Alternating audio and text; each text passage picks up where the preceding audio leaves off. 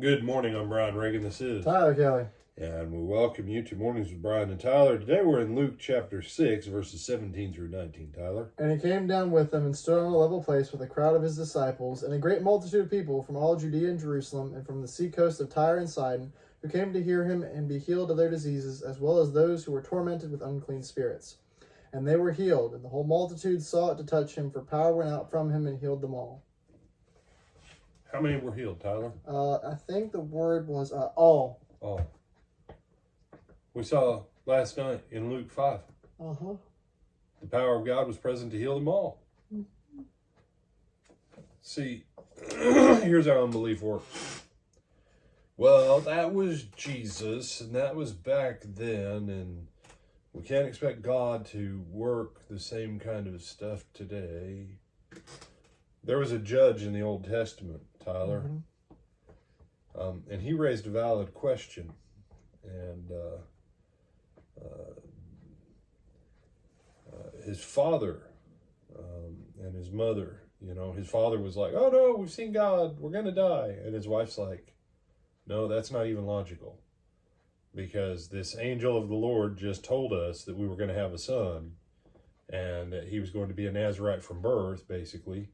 So why would he give us a promise about you and me having a kid in at least 9 months from now? Right. But the question that'll be asked as this thing moves on, and it was and question was asked by Gideon. They say, how come you're not doing the same kind of powerful works that we've heard our ancestors tell us? And what was the funny thing about the time of the judges, Tyler? Did God do powerful and mighty works?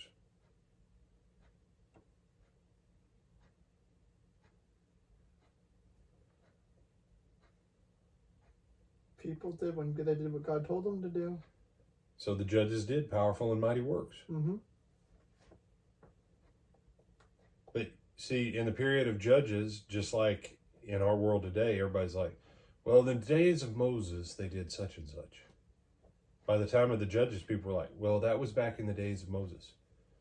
Gideon will ask the question. Manoah, has some questions. Samson will do amazing stuff. Amazing stuff. And different of the judges will do amazing things, and then there'll be kings that they'll do great deeds. The question is, do you believe God only wanted to do good to his people for 3 years? Or do you believe that God wants to do good to his people from now into eternity?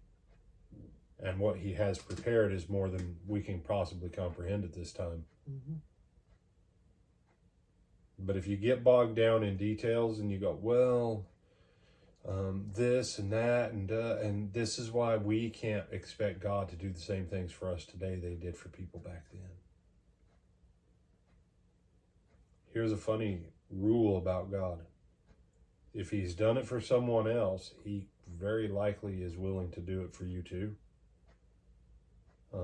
Because especially if he's done it for more than 1 or 2 or 3 or 5 people, and especially if he did it over a few hundred years in between them, it shows that he's willing.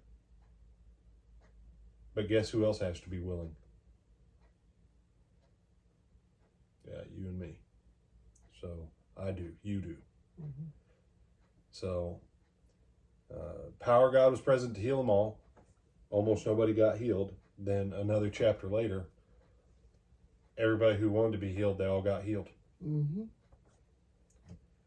I think James deals with that, doesn't it, Tyler? Mm-hmm. What you expect to receive from God is pretty much what you're going to get.